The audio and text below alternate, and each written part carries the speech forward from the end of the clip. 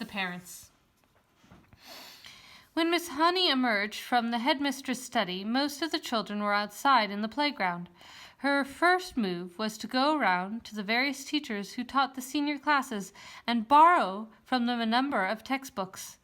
Books on algebra, geometry, French, English literature, and the like. Then she sought out Matilda and called her into the classroom. "There is no point," she said, "in you sitting in this class doing nothing while I'm teaching the rest of the form, the 2 times tables, and how to spell cat and rat and mouse. So during each lesson I shall give you one of these textbooks to study. At the end of the lesson you come up to me with your questions, if you have any, and I shall try to help you. How does that sound?" "Thank you, Miss Honey," Matilda said. "That sounds fine." "I am sure," Miss Honey said, "that we'll be able to get you moved into a much higher form later on, but for the moment the headmistress wishes you to stay here where you are." "Very well, Miss Honey," Matilda said. "Thank you so much for getting those books for me." What a nice child she is, Miss Honey thought. I don't care what her father said about her. She seems very quiet and gentle to me, and not a bit stuck up in spite of her brilliance. In fact, she hardly seems aware of it.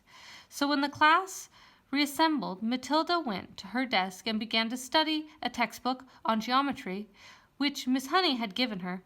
The teacher kept half an eye on her all the time, and noticed that the child very soon became deeply absorbed in the book. She never glanced up once during the entire lesson. Miss Honey, meanwhile, was making another decision.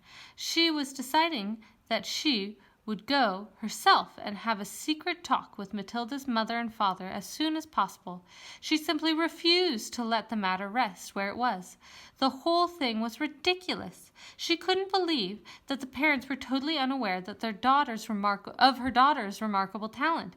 After all, Mr. Wormwood was a successful motor car dealer, so she presumed that he was a fairly intelligent man himself. In any event, parents never underestimated the abilities of their own children. Quite the reverse. Sometimes it was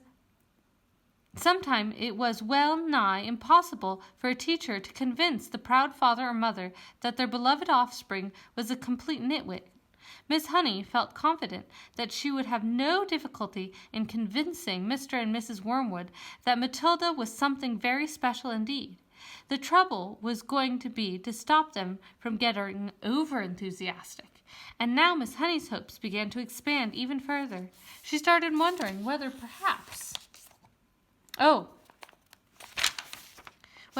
permission might not be sought from the parents for her to give a private tuition to Matilda after school.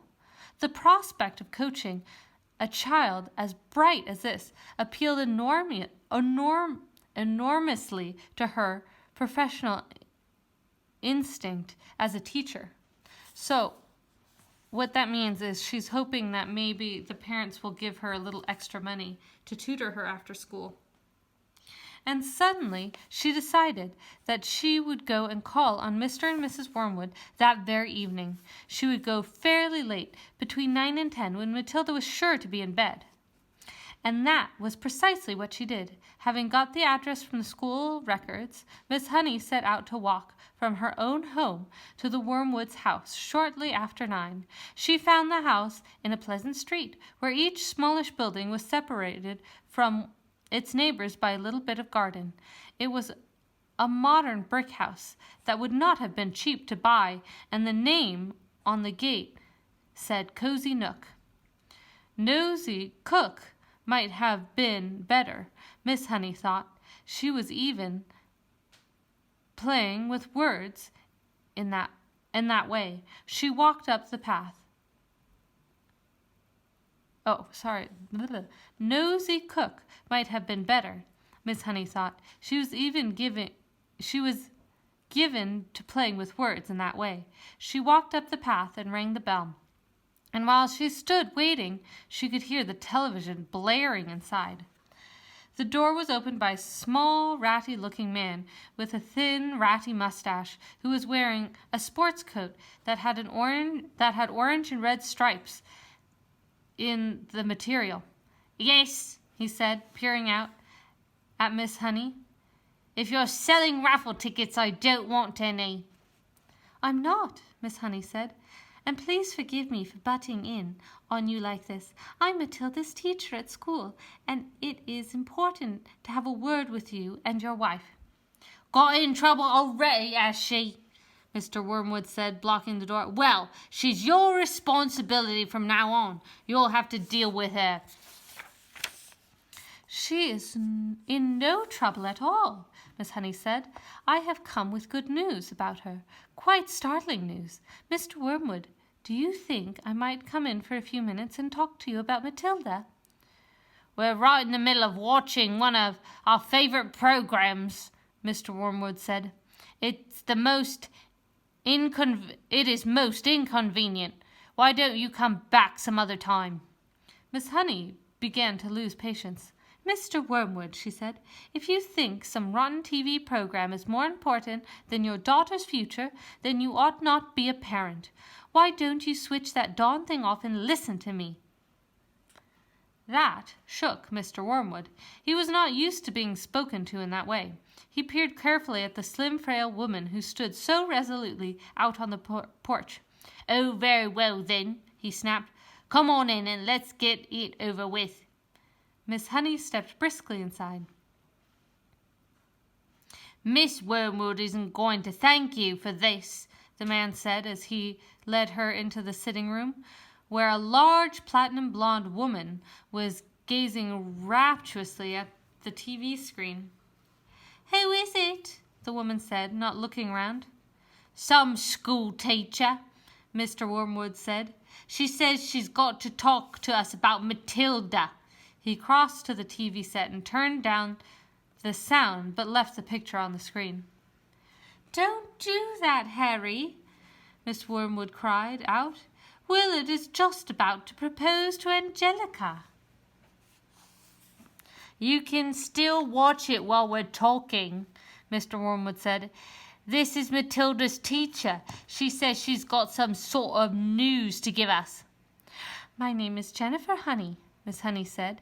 How do you do, Miss Wormwood? Miss Wormwood glared at her and said, What's the trouble, then? Nobody invited Miss Wormwood to sit down, so she chose a chair and sat down anyway. This, she said, was your daughter's first day at school.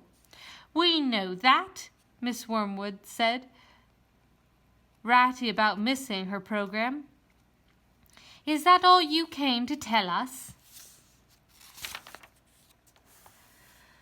Miss Honey stared hard into the other woman's wet gray eyes, and she allowed the silence to hang in the air until Miss Wormwood became uncomfortable. Do you wish me to explain why I came? She said. Get on with it, then, Miss Wormwood said. I'm sure you know, Miss Honey said, that children in the bottom class at school are not expected to be able to read or spell or juggle with numbers when they first arrive. 5-year-olds can not do that, but Matilda can do it all, and if I'm to believe her, I wouldn't. Oh, I wouldn't, Miss Wormwood said. She was still ratty to lose the sound on the TV. Was she lying then, Miss Honey said, when she told me that nobody taught her to multiply or read? Did either of you teach her? Teach her what? Mr. Wormwood said. To read books, Miss Honey said. Perhaps you did teach her. Perhaps she was lying. Perhaps you have shelves of books all over the house. I wouldn't know. Perhaps you are both great readers. Of course we read, Mr. Wormwood said. Don't be daft. I read the autocar and the motor from cover to cover every week. This child has already read an astonishing number of books, Miss Honey said. I was simply trying to find out if she came from a family that loved good literature. We don't hold with book reading, Mr. Wormwood said. You can't make a living from sitting on your fanny and reading storybooks. We don't keep them in the house. Fanny means bottom. I see, Miss Honey said. Well, all I came to tell you was that Matilda has a brilliant mind, but I expect you knew that already.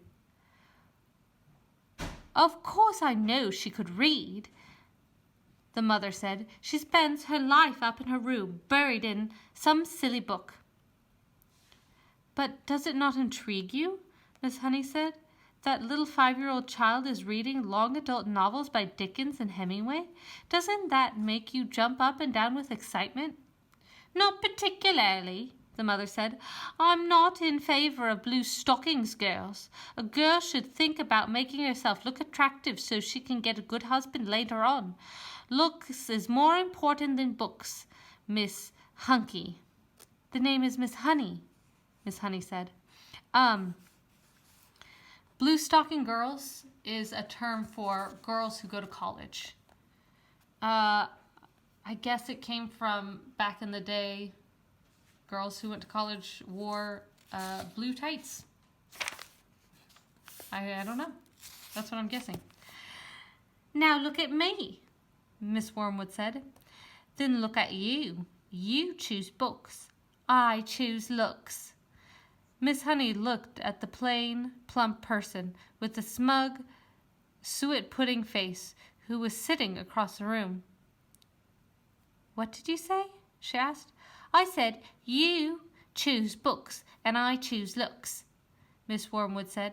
And who's finished up the better off? Me, of course. I'm sitting in a pretty nice house with a successful husband, and you're love slaving away, teaching a lot of nasty little children the ABCs. Quite right, sugar plum, Mr. Wormwood said, casting a look of such simpering sloppiness at his wife it would have made a cat sick. Miss Honey decided that if she was going to get anywhere with these people, she must not lose her temper. I haven't told you all of it yet, she said. Matilda, so far as I can gather, at this early stage, is also a kind of mathematical genius. She can multiply complicated figures in her head like lightning. What's the point of that when you can buy a calculator? Mr. Wormwood said. A girl doesn't get a man by being brainy, Miss Wormwood said. Look at that film star, for instance, she added, pointing at the silent TV screen where a bosomy female was being embraced by a craggy actor in the moonlight. You don't think she got him to do that by multiplying figures at him, do you? Not likely. And now he's going to marry her. You see if he doesn't, and she's going to live. You see if he doesn't, and she's going to live in a mansion with a butler and lots of maids.